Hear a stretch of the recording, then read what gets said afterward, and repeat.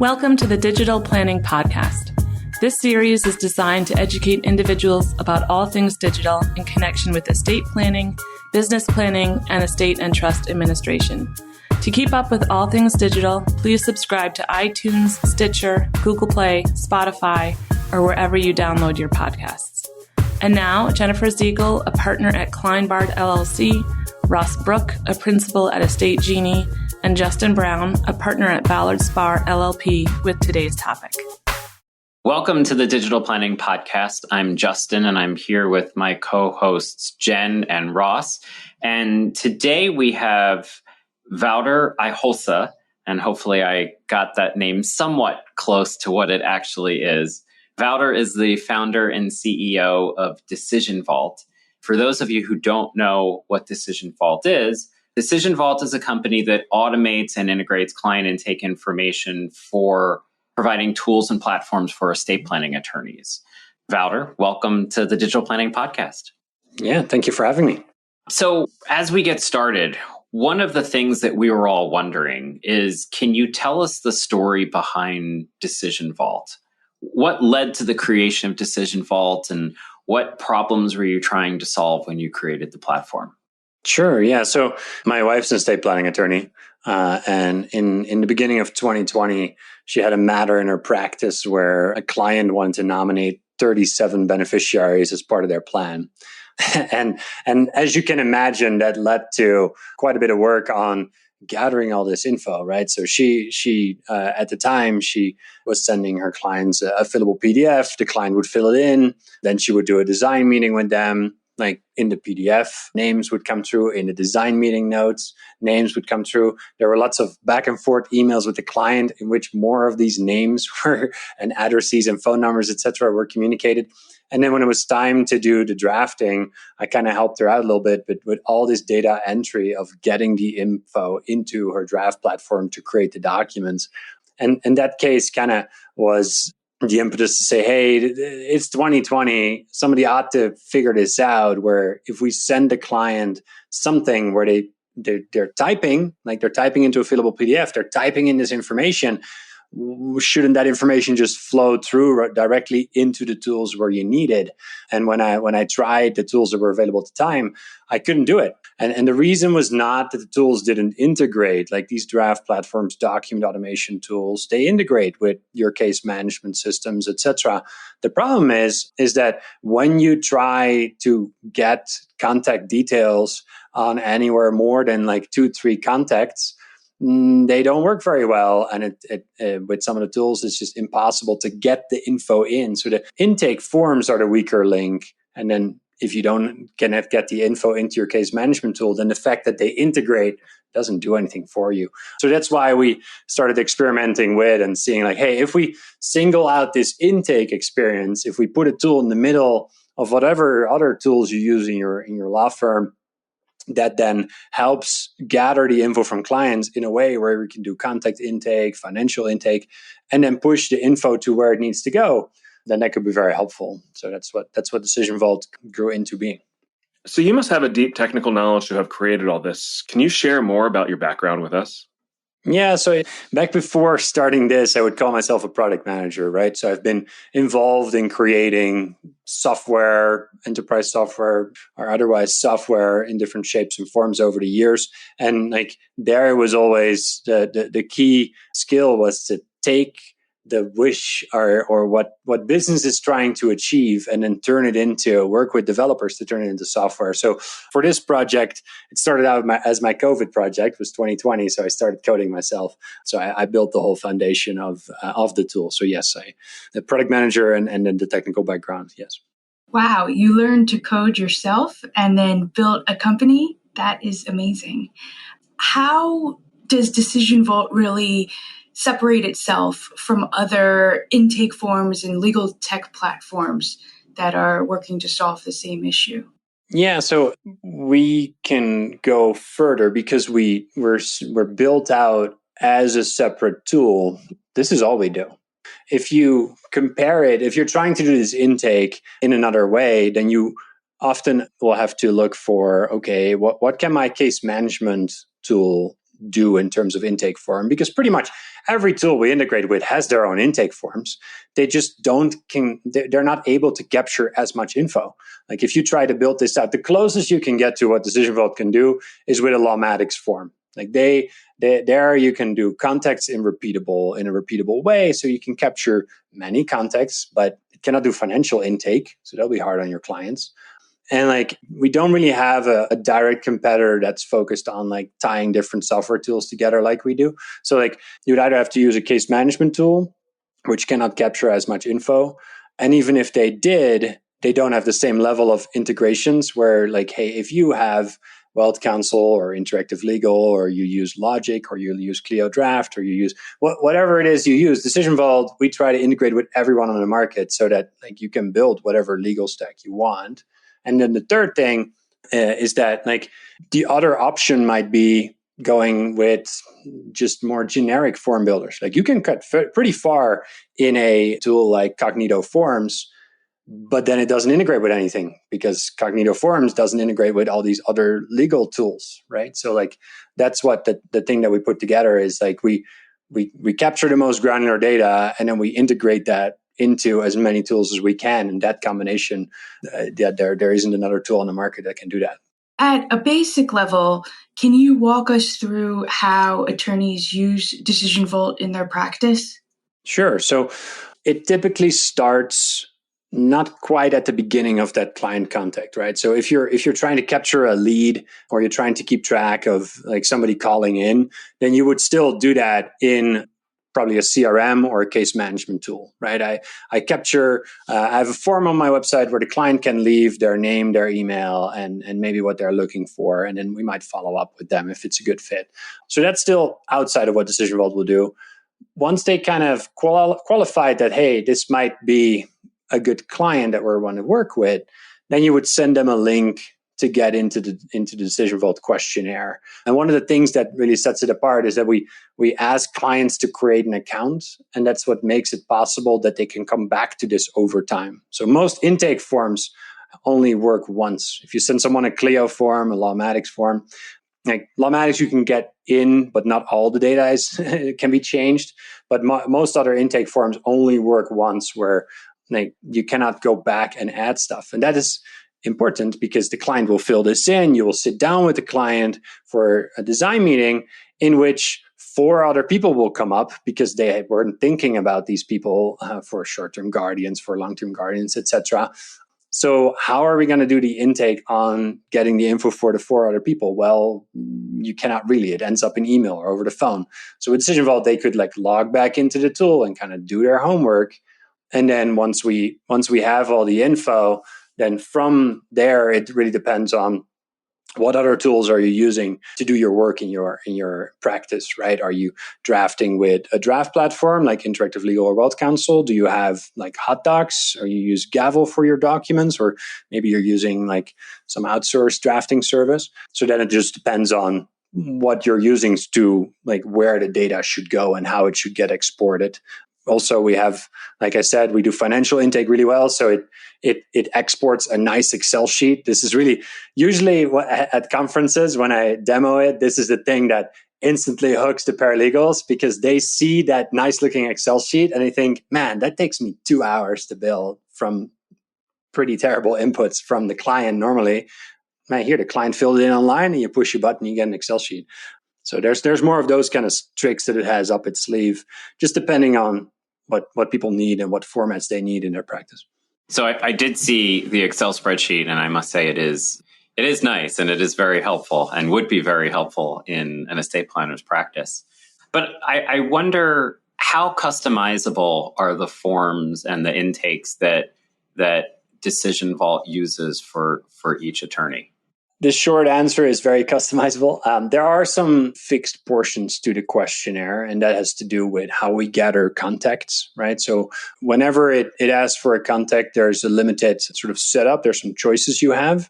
But beyond contacts, it just works like Google Forms. You can add your own questions to it. It can ask for files, all these different things. The asset intake, you can change all the categories around to your liking.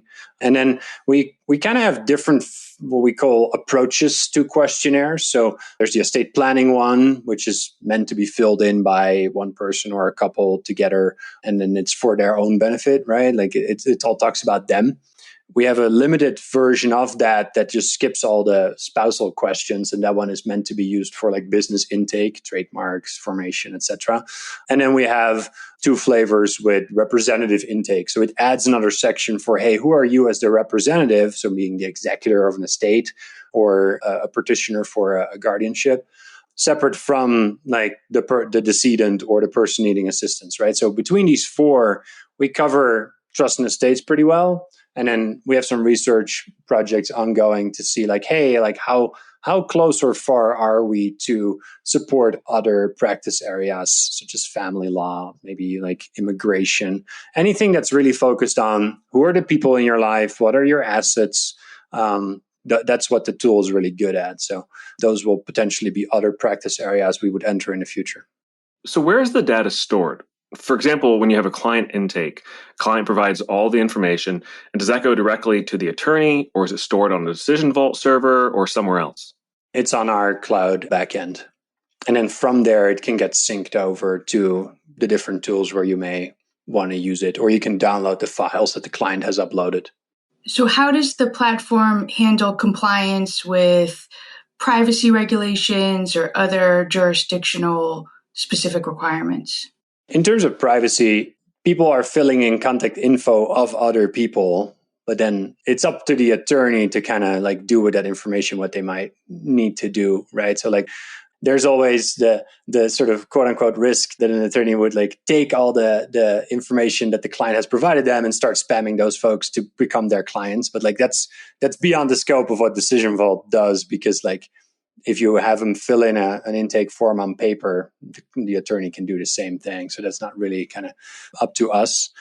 We do. We have a clear privacy policy that we are here to facilitate the exchange of this information, right? Like we don't do anything else with the info, and also we have recently, and it kind of ties in a little bit with Justin's prior question on compliance and where do we host things. Well, security is a big thing there. So we recently in the fall passed our first SOC 2 audit. We're currently going through our second or SOC 2 Type 2 audit. So SOC 2 is the security standard for how you securely operate your technology service business. So you see these badges more and more on the different technology providers on the internet. So yeah, we worked with an auditor and went through that compliance piece. But in terms of regulatory compliance, when it comes to like privacy, there's not much that, as the way that we see it at least, applies to us. We're not doing anything special with the data other than making it easier to gather the info and then like have the attorney and the law firm do their work with that info. So not all clients are, technologically savvy. How does DecisionVault address those situations?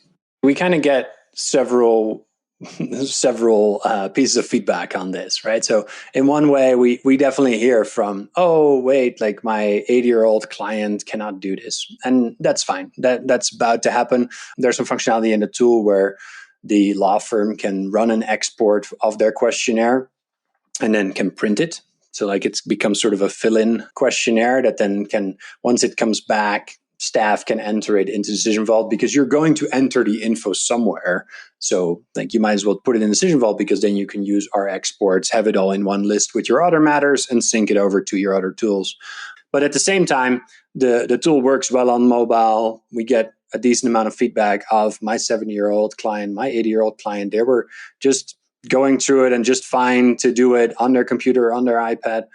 So we kind of see it both ways. But yeah, we definitely have some tooling to help, like that export really helps. Because what's going to happen is law firms have maybe a fillable PDF or have something on paper or have it in another kind of case management intake form shape. And then once they build that up in DecisionVault and start changing things, then the structure of that questionnaire will have changed. So now it's no longer in the same order. So that's why we we've made it possible to export it so it's exactly in the same order. If they were to fill it in on that paper, you can go through the questionnaire and you have everything in the right order to fill it in and to get it digitized.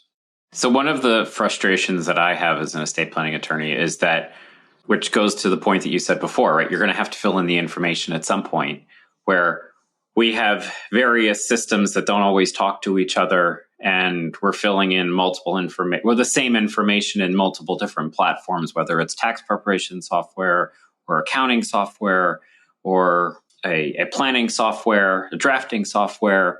And what does DecisionVault do to reduce those errors in inputting that information in multiple places? And how exactly do you integrate with the different softwares? Yeah, so the majority of our integrations is a direct so-called API integration, right? So our server will talk to their server to pass the information along. And that makes that like there is no, we can send updates. There is no like, hey, I had to re-enter the info, but re-entering the info is only one part of it. You then have to go check to make sure it was re-entered correctly, right? Because like we have to make sure that it's correct. Like if we're just pushing information through that the client has entered, maybe they've made a mistake, but then at least that mistake is coming out throughout because we just sync it over. But like having the direct integrations is what we strive to have. There are a couple of tools that cannot receive info in the right way. So then there's some exports to a file, and then you can import from the file into the other tool, which works. It's not ideal, mostly for keeping things updated and sending other updates later. But across the board, we try to have direct integrations where we can. And yes, we like out of some of the ones you just mentioned, we don't integrate too much with like planning tools yet, right? I know that there's some calculators and there's some financial CRMs. We get asked about those. We might get there in the future. Right now, the vast majority of our tools are the case management, legal CRMs, especially the known ones and some of the less known ones. We have a couple of non-legal integrations like CRMs, Zoho, HubSpot. Then we have the draft platforms, so the main ones, Interactive Legal, Wealth Counsel. We have Logic, and then some document automation tools. So we definitely are constantly on the lookout for like, hey, what else can we add to make it that in that legal practice we don't have to go copy paste stuff around. So we, for instance, in the beginning of last year, we added that you can merge information from DecisionVault into your PowerPoint slides. So like it's not fancy AI coming up with what the drawing should be. It's your PowerPoint that you might use to explain how the plan works to the client. But now DecisionVault can pre-populate your templates with the names of the client, the name of the trust, the date of the trust, the name of the children. It again saves 20 minutes to an hour on like getting the document ready and hopefully getting all the names right? That copy pasting is tricky. And most importantly, what you said, it avoids the problem of sometimes you use one chart from one client for another client who has the same plan. And maybe you have missed a copy and paste, and that problem is really solved by your integration. That's right. On this journey, I'm sure you've received a lot of feedback from estate planning attorneys, but has there been anything that's really surprised you or that's really influenced, your corporate roadmap? I don't think there's much that's surprised. I think you get some surprises just in the approach of making software, right? Where you envision a certain feature a certain way, and then you put it in front of a user and they start clicking on something that it's not meant to be clicked on, but like the user is the user. And that's sort of the beauty of like the product manager aspect of this, of like what usually the first question that comes out is like, oh, I want this button to be blue, or I want to like do it this way. And it's a little bit the suspense of, yeah, like, sure, we can talk about that, but let's imagine it would work that way. What would you do with that? And then they go off into a completely different direction with their explanation. So like it's building good software comes down to like kind of building what people cannot really ask for, right? So like you kind of have to dig deeper to the need behind the surface level want, because that's the joke of software is like you gave them what they want and now they want to change requests, right? Like they want something else. You didn't get me. It's like, yeah, that's right. So no, I don't think there's anything that really surprised me. I think one thing that's maybe surprising is like how many people I still talk to who draft using their own Microsoft Word templates. It's like, sure, you may not want your clients to fill in a digital intake. That's fine. But you're going to put the name of the client in 15 places in that Word template. Like, shall we maybe automate that some? And then you run the risk that was just mentioned a moment ago of like people reuse prior documents and then the old client name is still in there. And that's a problem, right? You want to start fresh. Like if you do it, start with some kind of document automation tool, then it's guaranteed to always start from the empty template that you put some names in and then you can edit it from there if you want to. So one of the things that we've been seeing as technology has improved is that there's more digital assets that people are owning or transferring, and they've become a larger part of people's estate plans. How does DecisionVault deal with the growing market for digital assets? We don't do too much with that right now. There's a couple other companies out there that focus on this.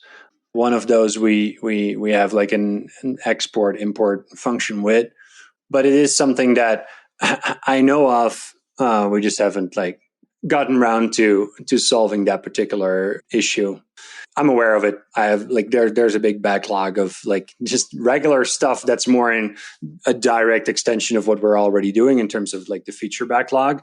We might do more with this in the future, but like the asset, I've seen some people kind of add some questions like this on the asset intake, because there you can kind of add some extra categories for this and then have people list things out. But it's not ideal because it like when you want to do this right, then you kind of have to like gather the permissions with Facebook and with Google and like how people like what are their I forget what it's called, but I've set this up with Google, right? Like when you don't log into your Google account for a year, like your legacy contacts get notified, and like those kind of settings I think can be made. We don't just yet do anything with that. What trends are you seeing in the estate tech space that will be evolving and helping estate planners better do estate planning?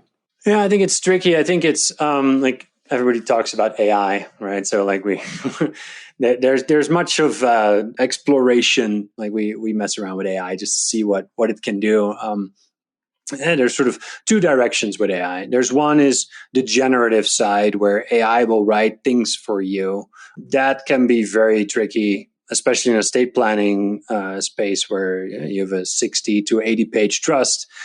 If the AI is going to help draft that, how will you know what it did and where it changed, right? You can do track changes, but by the time you've reviewed all the changes, I don't know you're going to save much time. So like generative is tricky. Like the other direction of like sort of reductive, like take all this in.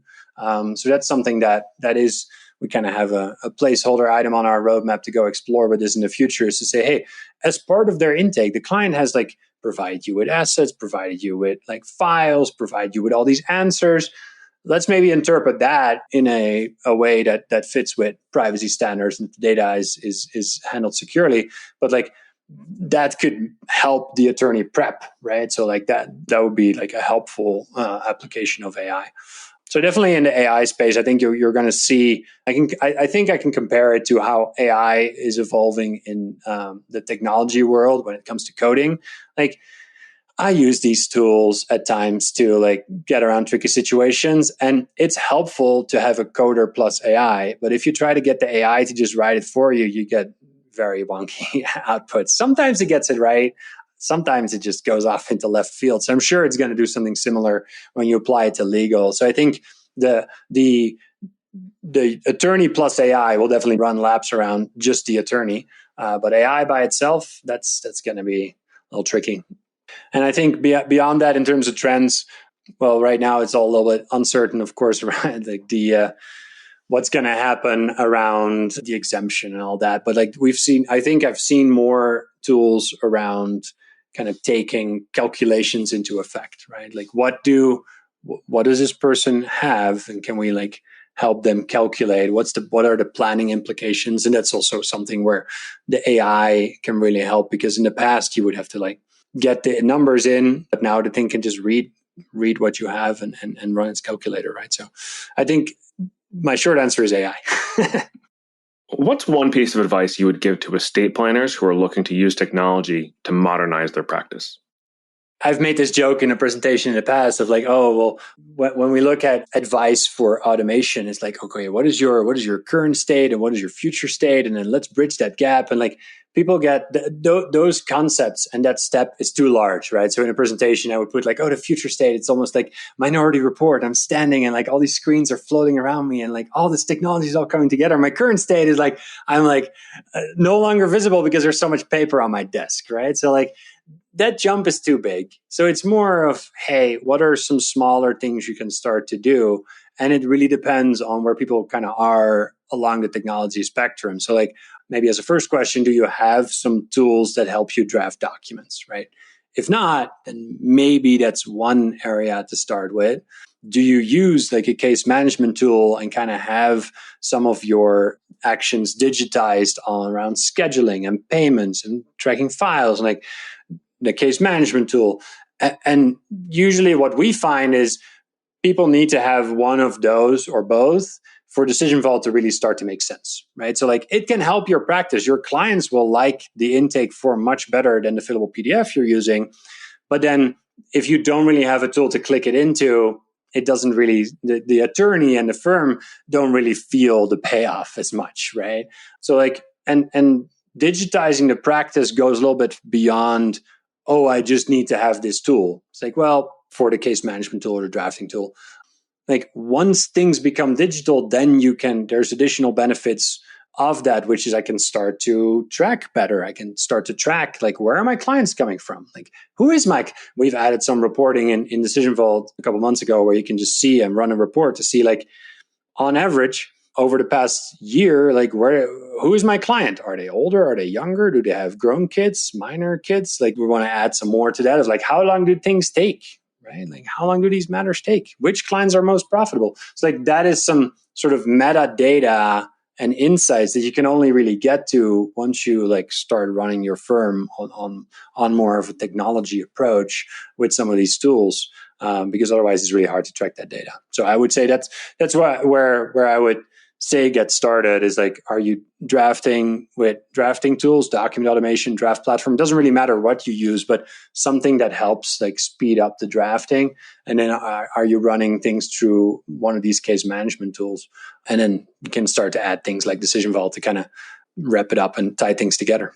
I think that's good advice, because I think a lot of times people hear technology and they say, oh, I want this, or I want to use this product. And I think what you're saying is you have to meet people where they are first with their technology and build them up over time and not automatically jump to the best and greatest product that's out there, because it may not be the best and greatest product for them in that moment. Yeah, I get this question all the time. So like, oh, you integrate with like 12 of these CRMs. Which ones should I buy? It's like, that is not an easy question. Like these are pretty different, like just from how the tools, what they approach, like each tool kind of has their own focus. Some you can customize more to the point where it's going to take you 6 months to implement them. Like some are like out of the box, they work, they do a lot, but you cannot really customize them on like the CRM side. So it really differs. Like what kind of like firm are you? What kind of cases do you mostly have? Like there's a lot that goes into that equation. So yeah, it's not an easy answer. It's not that one is really the best. So where can listeners learn more about you and more about DecisionVault? Yeah, our website is a good place for this. So it's decisionvault.com. We have a product demo or product tour that shows a couple of short clips to give you a sense of what the platform is and what it does. And then a more involved on-demand demo where you can click like which of these tools are you already using, and then it shows a selection of videos that give a precise demo of how it would work with the tool you're using. Wouter IJgosse, thank you so much for your insights and for taking the time to chat with us today. And to our listeners, on behalf of Justin, Ross, and I, thanks for tuning in. The future of estate planning is digital, and we're glad to be navigating it together, one conversation at a time. Thank you for listening to this episode of the Digital Planning Podcast, the podcast designed to educate individuals about all things digital in connection with estate planning, business planning, and estate and trust administration.